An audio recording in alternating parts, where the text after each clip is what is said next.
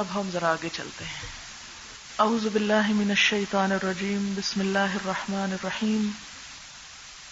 یرید اللہ لیبین لکم ویہدیکم سنن الذین من قبلکم ویتوب علیکم واللہ علیم حکیم.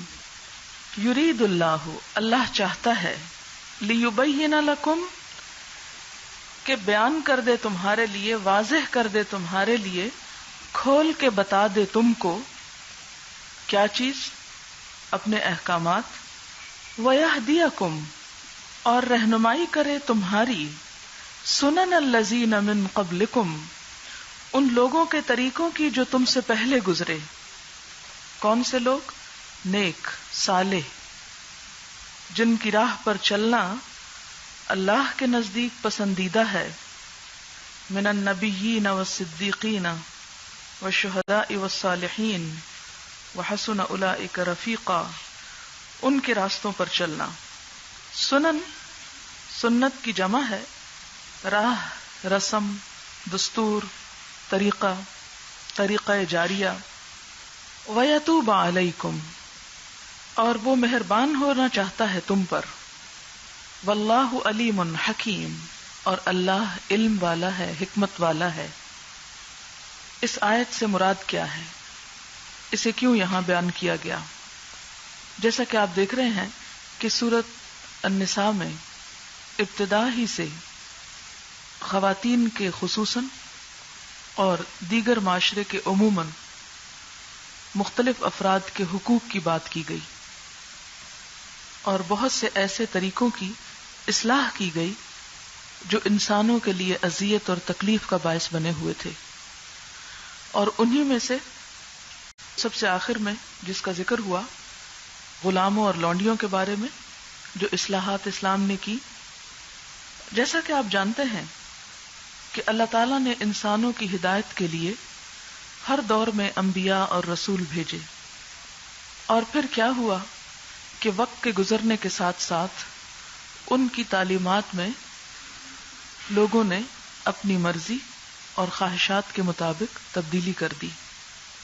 پھر دوبارہ نیا نبی آتا اور وہ اس میں اصلاح کرتا، پھر دین کو نئے سرے سے زندہ کرتا، حتیٰ کہ نبی اکرم صلی اللہ علیہ وسلم کی آمد ہوئی اور آپ نے آ کر دین کو مکمل بھی کیا، اور جہاں جو تبدیلیاں لوگوں نے کی تھیں ان کو بھی درست فرمایا. اسی کی طرف یہاں اشارہ کرتے ہوئے اللہ تعالیٰ فرماتے ہیں کہ اللہ تعالیٰ ان تمام احکامات کے نزول سے ارادہ یہ رکھتا ہے کہ نمبر 1 تم پر دین کی تعلیمات کو واضح کر دیا جائے، لیبین لکم، اور نمبر 2 یہ کہ ویہدیکم سنن الذین من قبلکم، تمہیں بھی ان نیک صالح لوگوں کی پیروی کرنے کا راستہ بتایا جائے، یا وہ صراط مستقیم تم پہ واضح کیا جائے.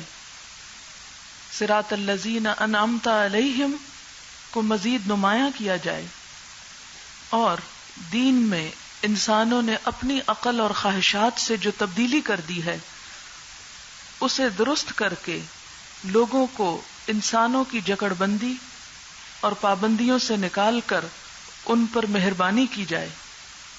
اس لیے تمہیں یہ احکامات دیے جا رہے ہیں.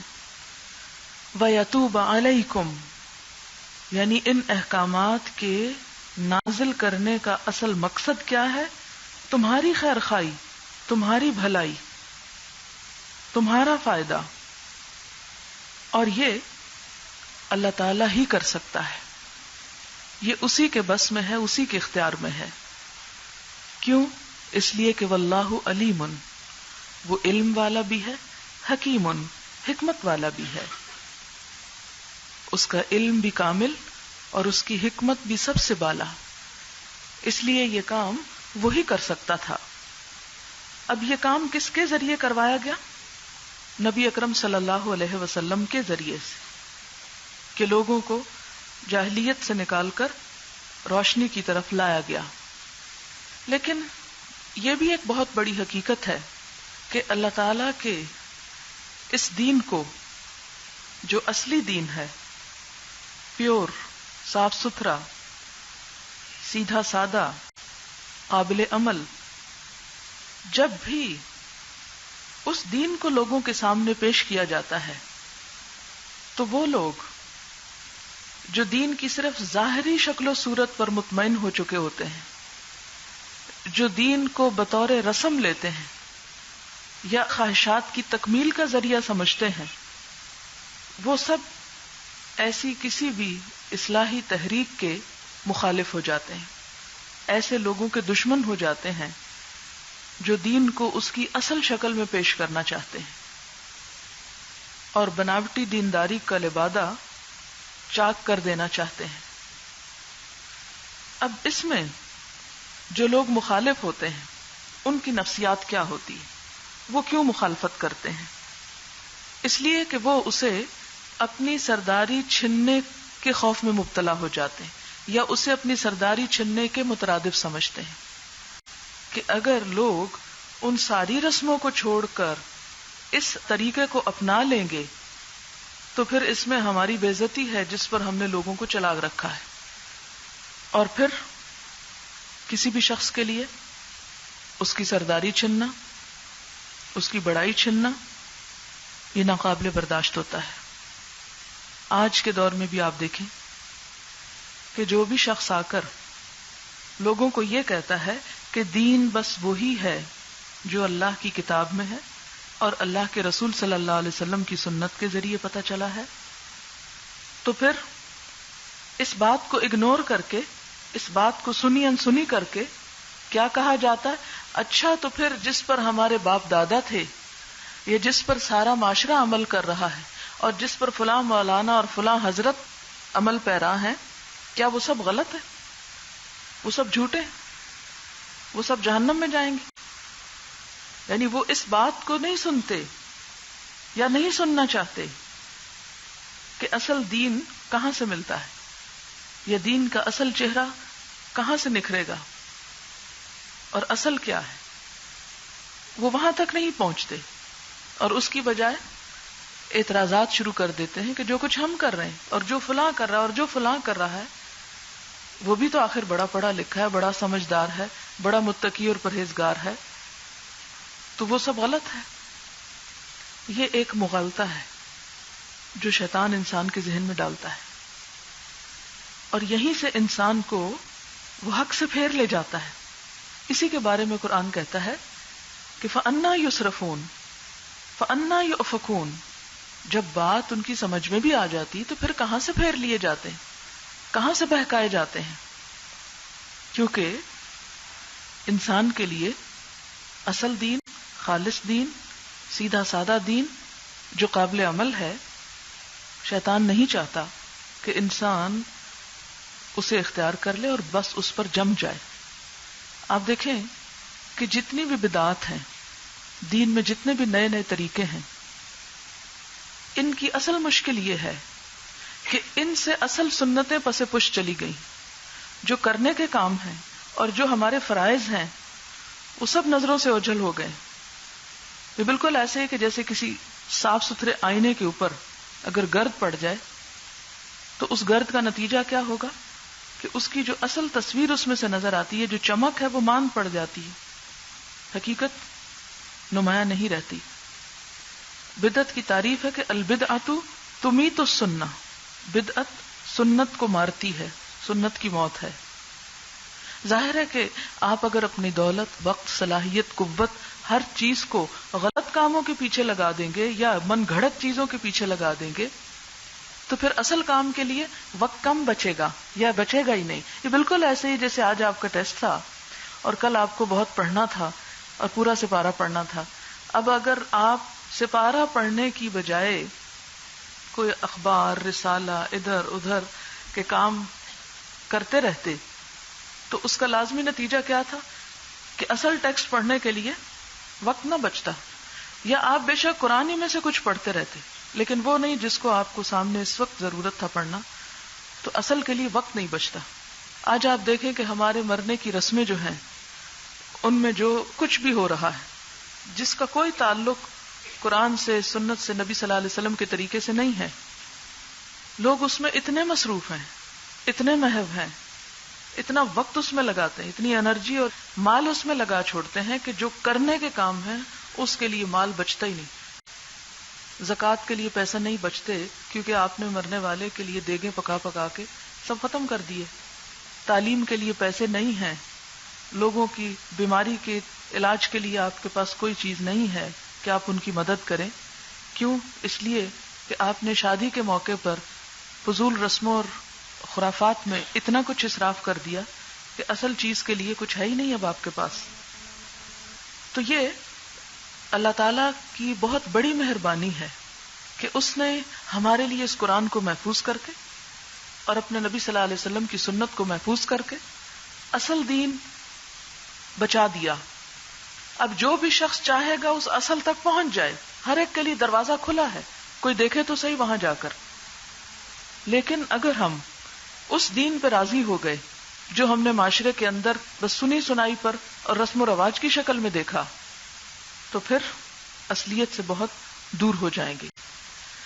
پھر اللہ تعالیٰ فرماتے ہیں واللہ یرید ان یتوب علیکم. دوسری دفعہ اللہ چاہتا ہے کہ تم پہ مہربان ہو، اللہ تم پر مہربان ہونے کا ارادہ رکھتا ہے.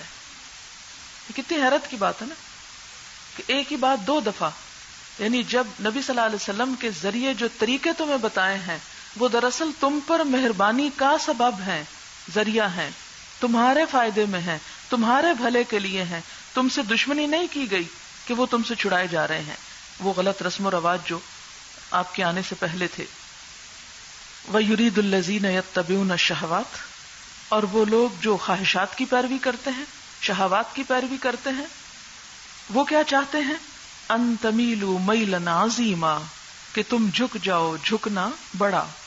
تمیلو مڑ جاؤ، جھک جاؤ. میم یہ لام، میلن سے درمیان سے کسی ایک طرف ہٹ جانا. اسی لیے اس کا استعمال ظلم اور جور کے لیے بھی ہوتا ہے. اپنی خواہشات نفس کی پیروی کرنے والے کیا چاہتے ہیں کہ تم مڑ جاؤ، حق سے ہٹ جاؤ، حق سے باطل کی طرف جھک جاؤ، یعنی ان طریقوں کی پیروی نہ کرو.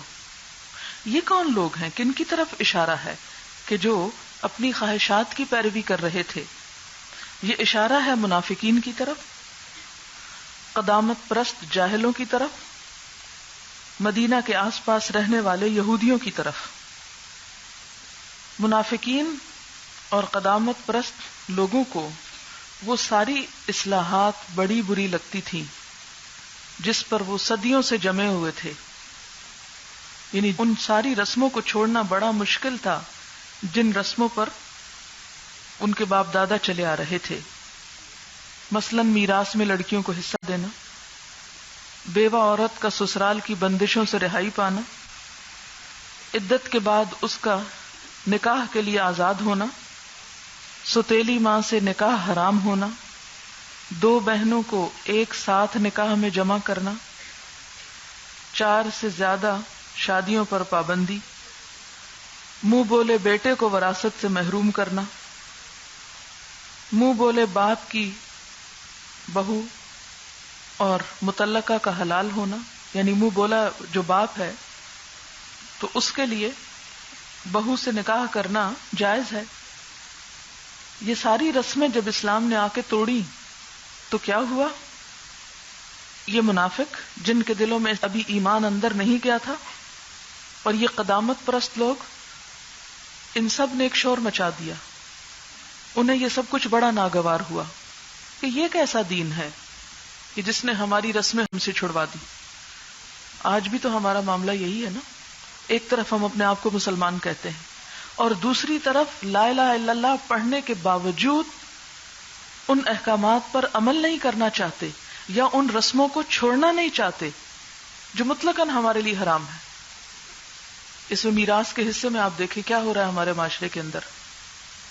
بیوہ عورت پہ کیا ظلم و ستم ہوتا ہے، مطلقہ سے شادی کے معاملے میں کیا کیا جاتا ہے. اسی طرح باقی طریقے بھی جو خاص ہمارے معاشرے کی پیداوار ہیں ان میں بھی آپ دیکھیں کہ بہت سارے لوگ لمبی لمبی داڑیاں رکھے ہوتے ہیں تہجد تک پڑھتے ہیں، ان کے ماتھے پہ گٹے تک پڑ جاتے ہیں، لیکن ان رسم و رواج میں جن کا قرآن و سنت سے کوئی تعلق نہیں، پوری طرح پابندی کرتے ہیں۔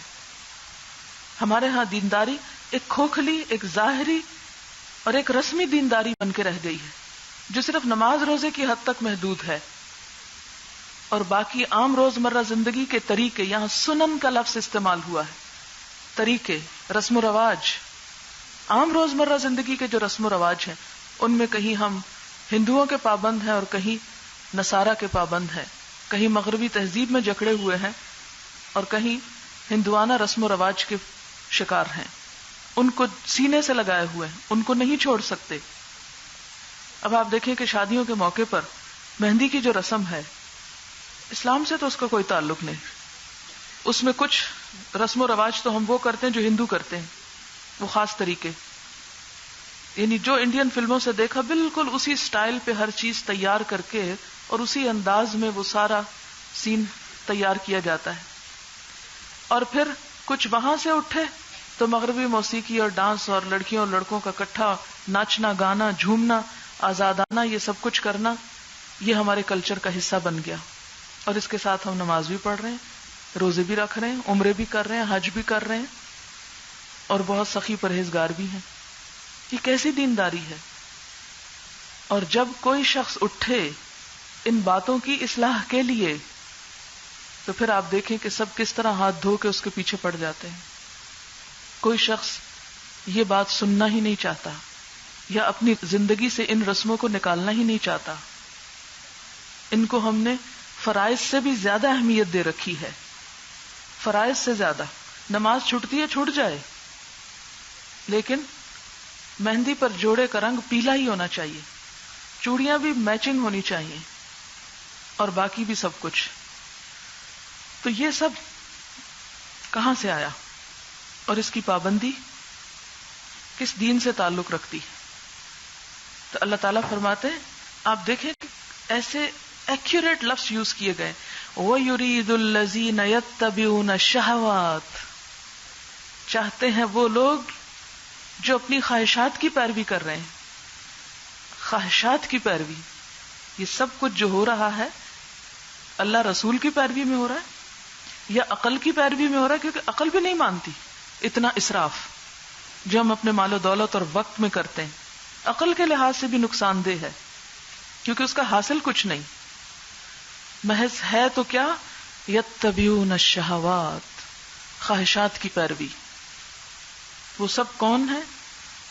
وہ بظاہر اپنے آپ کو مسلمان بھی کہتے ہیں، اس لیے کہ دوسروں سے کیا شکوہ، جو خدا رسول کو ہی نہیں مانتے، ان سے آپ کیا کہیں گے؟ تو یہاں بات ان کی ہو رہی ہے کہ جو ایک طرف اپنے اوپر دین کا لبادہ بھی اوڑے ہوئے ہیں اور دوسری طرف ان رسموں کی پابندی بھی کرنا چاہتے ہیں۔ وہ کیا چاہتے ہیں؟ ان تمیلوا میلا عظیما، کہ تم مڑ جاؤ مڑنا خوب اچھی طرح، راہ راست سے ہٹ کر دور نکل جاؤ۔ اور جتنا جتنا انسان ان چیزوں میں مبتلا ہوتا چاہتا ہے اتنا ہی اپنے فرائض اور اپنی ذمہ داریوں سے بے نیاز ہوتا چلا جاتا ہے۔ پھر آپ دیکھیں کہ دوسری طرف یہودی تھے، انہوں نے بھی اپنے دین کے اندر، یعنی ایک طرف منافقین کے رویے اور رسم و رواج کی بات کر رہی ہوں، اور دوسری طرف یہود، وہ بھی اپنے آپ کو کہتے تھے کہ ہم خدا کی شریعت پہ چلتے ہیں، وہ بڑے پابندی کا مظاہرہ کرتے، لیکن اس میں بہت ساری فقہی منہ شگافیوں کی وجہ سے اصل شریعت بہت پیچھے رہ گئی اور خود ساختہ احکامات کا ایک بھاری خول اوپر چڑھا لیا۔ بے شمار پابندیاں، باریکیاں اور سختیاں دین کے نام پر انہوں نے اپنے اندر شامل کر لی۔ ان کے ہاں مثال کے طور پر آپ دیکھیں کہ شریعت کے نام پر کیا تھا کہ ایام ماہواری میں عورت بالکل ناپاک چیز ہے، نہ اس کے ہاتھ کا پکا ہوا کھاتے، نہ اس کے ہاتھ کا پانی پیتے، نہ اس کے ساتھ ایک فرش پر بیٹھتے، بلکہ اس کے ہاتھ کے ساتھ ہاتھ ٹچ کرنے کو بھی مکروہ سمجھتے تھے۔ اور ان چند دنوں میں عورت اپنے ہی گھر میں اپنے ہی رشتہ داروں عزیزوں کے درمیان ایک اجنبی چیز، اچھوت چیز بن کے رہ جاتی۔ اور ان کی دیکھا دیکھی یہی رواج یہودیوں کے اثر سے مدینہ کے انصار میں بھی آ گیا۔ مدینہ کے جو مسلمان لوگ ہو رہے تھے ان میں بھی. تو جب نبی صلی اللہ علیہ وسلم مدینہ تشریف لائے تو آپ سے پوچھا گیا تو جواب میں وہ آیت آئی جو سورۃ بقرہ کے 28ویں رکوع کے شروع میں ہے، جس میں بات واضح کر دی گئی کہ بیوی کے ساتھ ان دنوں میں تعلق کیسا ہو سکتا ہے. یسألونک عن المحیض قل هو اذن فاعتزلوا النساء فی المحیض، اور باقی احکامات آپ تفصیلاً پڑھ چکے ہیں. اور پھر بتا دیا گیا کہ ان چیزوں کے علاوہ باقی سارے احکامات اور باقی تعلقات وہی ہیں جو کسی عام نارمل عورت کے ساتھ رکھے جا سکتے ہیں. تو اس پر یہودیوں میں ایک شور مچ گیا کہ یہ کیسی دینداری ہے. یہ بالکل ایسی ہے کہ جیسے آج اگر کسی شخص کو یہ بتایا جائے، جیسے عموماً یہاں میں ہی آپ کو بتاتی ہوں کہ پیریڈز کے دنوں میں اللہ کا ذکر کرنا، جو آپ کو قرآن یاد ہے اس کا پڑھنا، یا گلوز وغیرہ پہن کر کپڑا رکھ کر اپنی روزمرہ کی تعلیم اور تدریس جاری رکھنا، اس میں کوئی ممانعت نہیں، کوئی حرج نہیں، اس لیے کہ نہ قرآن میں منع کیا گیا اس سے، نہ کسی حدیث میں ممانعت آئی ہے.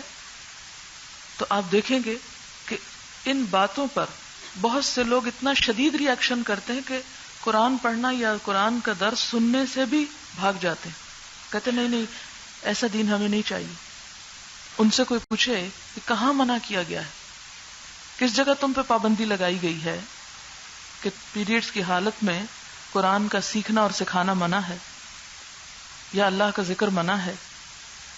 اس لیے کہ اگر خدا نہ خواستہ کسی عورت کی وفات ہو رہی ہے پیریڈز کے دنوں میں، یا نفاس کی حالت میں بچے کی ولادت کے بعد اگر وہ دنیا سے رخصت ہو رہی ہے اور وہ اس حالت میں ہے، تو کیا آپ اسے روکیں گے کلمہ مت پڑھو؟ کلمہ پڑھنا حرام ہے تم پہ. یا اپنی توبہ استغفار کے لیے اگر کوئی وہ قرآن پڑھ رہی ہے یا کوئی دعا مانگ رہی ہے تو وہ سب کچھ ممنوع ہو گیا اس کے لیے. اللہ نے تو کہیں منع نہیں کیا، اللہ نے ایسا ظلم نہیں کیا کہ اس نے ایسی شدید پابندی لگائی ہو. لیکن ہم نے کیا کیا کہ خود ساختہ پابندیاں، دین کے اندر اپنے فلسفے اور فتوے. اسی طرح جیسے یہ اوپر نیچے بیٹھنے کا مسئلہ ہے کہ اگر ایک شخص اوپر بیٹھا ہے تو دوسرا شخص قرآن نیچے لے کے نہ بیٹھے. ٹھیک ہے، ادب کا تقاضا یہ ہے کہ آپ اس طرح نہ بیٹھے، لیکن اگر مجبوری ہو کوئی تو کہیں منع بھی نہیں کیا گیا. یہ ادب جو ہے یہ ہمارے دل سے یہ ایک احترام ہے. اس سے بڑا جرم یہ ہے کہ قرآن کو پڑھا ہی نہ جائے. بہت سے لوگ یہ ادب تو بہت کرتے ہیں کہ اوپر نہ ہو جائے، نیچے نہ ہو جائے، پیچھے نہ ہو جائے، آگے نہ ہو جائے، لیکن ان سارے خود ساختہ ادب کے طریقوں میں پڑھ کر جو اصل فرض ہے اس سے بالکل غافل ہو جاتے ہیں. تو یہاں پر اللہ تعالیٰ ان اصلاحات کی طرف اشارہ کرتے ہوئے فرماتے ہیں یرید اللہ ان یخفف عنکم. یہ پابندیاں اللہ نے کیوں توڑی، یہ اتنی مشقت میں کیوں نہیں ڈالا؟ اس لیے کہ اللہ تمہیں ممکنہ آسانیاں دینا چاہتا ہے. یخفف عنکم، تم سے یہ سارے بوجھ ہلکے کرنا چاہتا ہے. اور کیوں نہ کرے، وَخُلِقَ الْإِنسَانُ ضَعِيفًا، انسان بڑا کمزور پیدا کیا گیا ہے، وہ اس سے زیادہ پابندیاں برداشت نہیں کر سکتا. ایک حد سے زیادہ دین میں سختی اس کے لیے ناقابل عمل ہو جاتی. اب دیکھیں کہ ہمارے ہاں کیا ہے، مثلا عشاء میں 17 رکعتیں بتائی جاتی ہیں اور 17 کی 17 ہی پڑھنا فرض قرار دے دی گئی. اگر کسی کو یہ بتا دیا جائے کہ چلو تم نفل چھوڑ سکتے ہو یا پہلی 4 سنت چھوڑ سکتے ہو، کہتے ہیں ہم نے تو پہلی دفعہ سنا، یہ بھلا کیا بات ہے. اب اس کا ری ایکشن کیا ہوا کہ جو 17 نہیں پڑھ سکتے تھے انہوں نے سرے سے نماز ہی چھوڑ دی. اگر کوئی شخص صرف فرض یا سنت پڑھتا ہے، کہتا ہے کہ وہابی ہو. اس دفعہ کراچی میں اتفاق ہوا میرے ساتھ کہ میں نے مغرب کی نماز پڑھائی اور میرا ارادہ تھا کہ میں کچھ نفل وغیرہ ساتھ پڑھ لیتی ہوں کیونکہ عموماً سفر میں مصروفیت کم ہوتی. تو اتنے میں شام آ کے میری گود میں بیٹھ گیا. تو فرض کے بعد میں نہیں اٹھ سکی کیونکہ اگر آپ صرف فرض ہی پڑھ رہے ہیں تو کوئی حرج نہیں، شاید یہ اللہ کی طرف سے تھا، ورنہ میرا ارادہ تھا کہ میں کچھ اور پڑھ لوں. تو نماز کے بعد جب سب لوگ بات چیت کر رہے تھے، میں شام کو سلانے کے لیے اندر آ گئی تھی. خاتون میرے پاس ہیں، کہتی باہر بڑی بحث ہو رہی ہے. میں نے کہا کیا بحث ہے؟ کہ آپ وہابی ہیں اس لیے کہ آپ نے صرف فرض پڑھے. میں نے کہا پہلی بات تو یہ کہ میں مسافر ہوں، اور دوسری بات یہ ہے کہ نماز جو ہے وہ سب کے لیے ایک ہی جیسی، اس میں وہابی اور غیر وہابی کو کوئی فرق نہیں ہے. لیکن معلوم نہیں یہ کہاں سے کانسیپٹ آیا تو چھوٹی چھوٹی چیز پر جب آپ کوئی اصلاح کرنا چاہتے ہیں تو لوگ آپ کے اوپر ایک ٹائٹل لگا کے کہ آپ وہابی ہیں، آپ کی بات سننا ہی نہیں چاہتے. اگر ان سے پوچھا جائے کہ جو تم پابندی دے رہے ہو اس کی کوئی دلیل تو بتاؤ، مستحب یا نفل یا سنت کو فرض کے درجے پہ لا دیا اور دین میں اتنی شدت اور سختی پیدا کر دی، اس کے لیے کیا دلیل ہے؟ تو دلیل کسی کے پاس نہیں ہوتی. تو یہ قرآن کی آیت جو ہے خلق الانسان ضعیفا، الانسان سب کے لیے ہے، یعنی دین میں ایک حد تک پیروی کرنا، پابندی کرنا تو ضروری ہے اور کافی ہے. اور پھر اللہ نے جیسے نماز میں مثلاً اگر سنتیں بھی اور فرض بھی اور نوافل بھی رکھے تو فرض ہی فرض کیے کہ اگر کوئی شخص سنت اور نوافل نہیں پڑھ سکتا تو اتنی تو منیمم اس کو پڑھنی ہے. اور پھر سنتوں کا اتنا بے شمار اجر بتایا کہ جو دن میں 12 سنتیں پوری کرے اس کے لیے جنت میں گھر کی ضمانت ہے. تو شوق دلایا کہ یہ تو فرض سمجھ کے کرو، اسے تو چھٹی نہیں، لیکن یہ جو ہے اس پہ اجر بہت ہے، خوشی سے کرو، دل کی محبت سے کرو. اور نوافل اس کا تو پھر بے پناہ اجر ہے کہ جب کوئی بندہ نوافل کی پابندی کرتا ہے تو اللہ تعالیٰ فرماتے ہیں پھر میں اس کا ہاتھ بن جاتا ہوں جس سے وہ پکڑتا ہے، میں اس کے پاؤں بن جاتا ہوں جس سے وہ چلتا ہے. یعنی پھر وہ پورا اللہ والا جسے آپ کہتے ہیں نا، اللہ والا بن جاتا ہے. اللہ والا بننے کے لیے، اللہ کے تقرب اور محبت کے لیے نوافل کا اہتمام بھی ضروری ہے. یا اسی طرح کسی کا سوال تھا کہ لونڈی سے نکاح کا کیوں نہ حکم دیا گیا اور تمتع کی کیوں اجازت دی گئی؟ یرید اللہ ان یخفف عنکم، کیونکہ ملکیت میں آنے کے بعد پھر اگر یہ پابندی ہوتی کہ اب تم اس سے نکاح بھی ضرور کرو اور اس کو مہر بھی دو تو کتنا مشکل ہو جاتا. یا اس کے وہی سارے حقوق ہیں جو آلریڈی ایک بیوی کے ہیں، تو وہ بھی ایک مشقت کی بات تھی. تو یہ تمام احکامات جو ہیں کس لیے دیے گئے ہیں؟ یرید اللہ ان یخفف عنکم، تم پہ ذمہ داریاں اور بوجھ اور پابندیاں کم کرے، آسانیاں کرے. بہت سے لوگ مجھے الزام دیتے ہیں کہ اس کا دین بڑا آسان ہے، اس نے لوگوں کو بڑی آسانیوں کا عادی کر دیا. میں کون ہوں یا کیا جرت رکھتی ہوں آسانیوں کے عادی کرنے کی؟ یہ سب آسانیاں وہی ہیں جو اللہ نے آپ کو دی ہیں.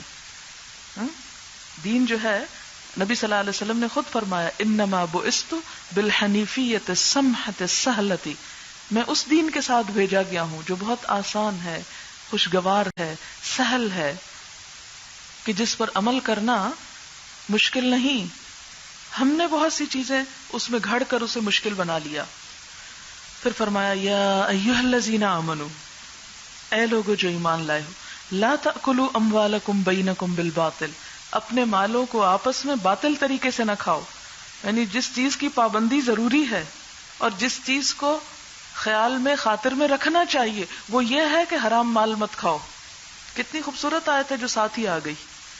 جو نہیں کرنے کے کام وہ فرض کے درجے میں کر رہے ہیں، ہاں، اور جو آسانی ہے، سہولت ہے، اس کی طرف توجہ نہیں، اور جو حرام ہے وہ حلال کیے بیٹھے ہیں، اور جو نہیں کرنے کا وہ کر رہے ہیں. اسی لیے اللہ تعالیٰ فرماتے ہیں توجہ کے قابل، غور کرنے کے قابل، عمل کے قابل جو بات ہے وہ سنو.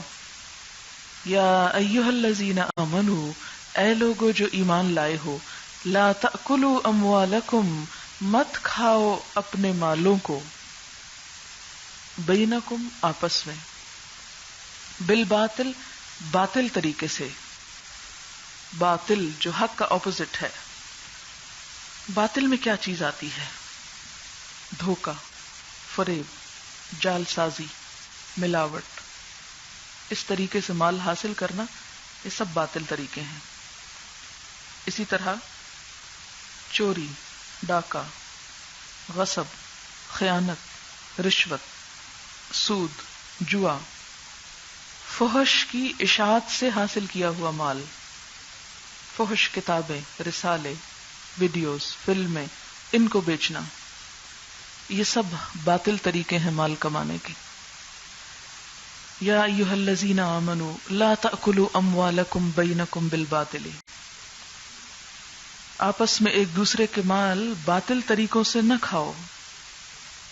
وہ سارے طریقے جو حق کے خلاف ہوں، جو شرعن اور اخلاقاً ناجائز ہوں. اور آپس میں اس لیے کہ مثلاً آپ اگر تجارت کر رہے ہیں ایک چیز کسی کو فراہم کرتے ہیں، اس پر مال وصول کرتے ہیں، تو جس چیز کا مال وصول کرنا تھا اسی کا وصول کرو، اس میں ناپ تول میں کمی کر کے، یا اس میں ملاوٹ کر کے، یا اس کی کوالٹی کو کم کر کے، یا کسی طرح بھی دھوکے اور فریب کے ساتھ اس کو اس طرح مت بیچو کہ یعنی مال جو لوگے تم وہ اپنے حق کا نہیں ہوگا، ناحق کا ہوگا. اسی لیے فرمایا ناحق طریقے سے مت کھاؤ. الا ان تکون تجارتا، مگر یہ کہ تجارت ہو، یعنی تجارت جائز ہے. ان تراض منکم، باہم رضامندی سے، آپس کی رضامندی سے جو تجارت ہے وہ جائز ہے. اب آپ دیکھیں کہ تجارت جو ہے یہ پسندیدہ طریقہ کسب ہے، یعنی کمائی کا تمام طریقوں میں عمدہ طریقہ، پسندیدہ طریقہ. ترمذی کی روایت میں آتا ہے التاجر الصدیق الامین مع النبیین والصدیقین والشہداء، کہ وہ تاجر جو سچا ہو، امانت دار ہو، انبیاء، صدیقین اور شہداء کے ساتھ ہوگا. ایک اور حدیث میں آتا ہے، حضرت انس کی روایت ہے ترغیب و ترہیب میں، سچا تاجر قیامت کے روز عرش کے سائے میں ہوگا. ایک اور حدیث ہے قیامت کے روز تاجر لوگ فاجروں اور گناہگاروں کی صف میں ہوں گے سوائے ان کے جو اللہ سے ڈرے اور نیکی کا معاملہ کرے. یعنی جہاں اچھے تاجر عرش الہی کے سائے تلے ہوں گے، وہاں خائن اور بددیانت اور دھوکے فریب والے گناہگاروں کی صف میں کھڑے ہوں گے. پھر آپ دیکھیں کہ تجارت باہم رضامندی سے ہونی چاہیے. اب یہاں بسا اوقات ہم اپنی رضامندی سے رشوت دے رہے ہوتے ہیں، تو وہ ایک مجبوری رضامندی ہے. کوئی بھی شخص اگر اس کا کام مفت میں ہو رہا ہے تو وہ بھلا خوشی سے کسی کو رشوت دے گا؟ یا سود جب ہم دیتے ہیں قرض لے کر تو ہم کہتے ہیں کہ ہم اپنی مرضی سے دے رہے ہیں، تو وہ بھی ایک مجبوری کی رضامندی ہے. تو ان تراضٍ منکم میں باہم رضامندی سے رشوت یا سود کا لین دین یا جوا کہ سب مل کے کھیل رہے ہیں، وہ بظاہر تو رضامندی نظر آ رہی ہے لیکن حقیقت میں نہیں ہوتی. اسی طرح یہاں وہ بات بھی آ جاتی ہے کہ جب دو لوگ لین دین کر رہے ہوں اور اپنی رضامندی سے خرید و فروخت ہو چکی تو اس کے بعد اب سودا بدلا نہیں جائے گا. بس اختیار اس وقت تک ہے جب تک کہ دونوں ایک جگہ اکٹھے ہیں. حدیث میں آتا ہے البیان بالخیار ما لم یتفرقا، کہ خرید و فروخت کرنے والے گاہک اور دکاندار کا اختیار ہے، چیز بیچے یا نہ بیچے دکاندار، اور گاہک لے یا نہ لے جب تک کہ وہ ایک جگہ پر ہیں. جب وہ چلا گیا گھر تو واپس لا کے یہ نہیں کہہ سکتا کہ یہ میرے سے بدل لو یا یہ تم واپس کر لو اور پیسے دے دو. یہ پھر دکاندار کی مرضی، اس کا احسان ہے اگر پیسے لوٹا دے یا چیز بدل دے، ورنہ اگر اس کی کمی، نقص، ٹوٹ پھوٹ کچھ بھی ہے تو وہیں چیک کر لینا چاہیے، ورنہ وہ ذمہ دار نہیں ہوگا. اچھا، اسی میں وہ چیز بھی آ جاتی ہے کہ بسا اوقات بیوی سے زبردستی کے ساتھ مہر معاف کرایا جاتا ہے، تو دنیا والوں کو کیا نظر آتا ہے کہ جیسے باہم رضامندی سے ہی معاف کر دیا گیا، حالانکہ وہ نہیں ہوتا. تو ناجائز دباؤ سے بیوی سے مہر معاف کرانا جو ہے یہ بھی کس میں آ جاتا ہے؟ باطل طریقے سے مال کھانے میں. اسی طرح ذخیرہ اندوزی کر کے چیزوں کو مہنگا کر کے بیچنا جو ہے یہ بھی ناجائز طریقہ ہے، اس سے بھی روکا گیا ہے. اور مجموعی طور پر آیت کا مفہوم کیا ہے کہ تجارت کی بجائے لوٹ مار کو، دھوکے اور فریب کو ذریعہ معاش نہ بناؤ. اے لوگو جو ایمان لائے ہو، آپس میں ایک دوسرے کے مال باطل طریقوں سے مت کھاؤ.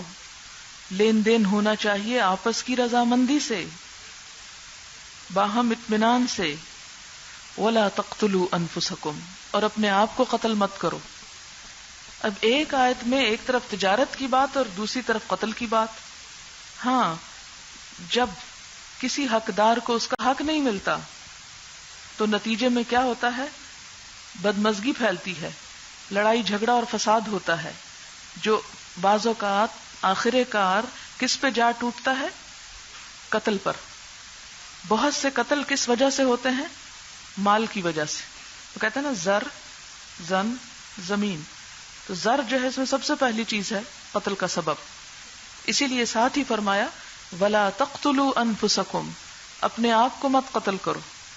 اس کے دو معنی، ایک تو خود کو قتل کرنا خودکشی ہے کہ کوئی شخص اپنے آپ کو خود نہ مارے، خواہ زہر کھا کے یا اوپر سے گر کے یا کسی بھی طریقے سے. اور دوسرا معنی اس کا کیا ہے کہ کسی مسلمان کو قتل کرنا اپنے آپ ہی کو قتل کرنے کے برابر ہے، کیونکہ مسلمان آپس میں بھائی بھائی ہیں. مسلمان ایک سیسا پلائی ہوئی دیوار کی طرح ہیں. مسلمان آپس میں ایک جسم کے اعضاء کی طرح ہیں. حدیث میں آتا ہے نا کہ مسلمانوں کی باہم الفت و محبت کی مثال کیسی ہے، جیسے ایک جسم. تو اگر جسم کا ایک حصہ کاٹ دیں گے آپ تو سارا خون بہہ جائے گا اور آپ بھی مر جائیں گے. تو کسی مسلمان کو قتل کرنا دراصل پھر کیا ہے؟ گویا اپنے آپ کو قتل کرنا. وَلَا تَقْتُلُوا أَنفُسَكُمْ، اپنے آپ کو مت قتل کرو. إِنَّ اللَّهَ كَانَ بِكُمْ رَحِيمًا، یہ حکم دے کر اللہ تم پہ رحم کر رہا ہے کیونکہ اللہ تعالیٰ تم پر بڑا مہربان ہے. إِنَّ اللَّهَ كَانَ بِكُمْ رَحِيمًا، یہ رحمت دونوں چیزوں میں آتی. کس میں؟ باطل طریقوں سے مال کھانے سے روکنے میں اور قتل کرنے سے روکنے میں.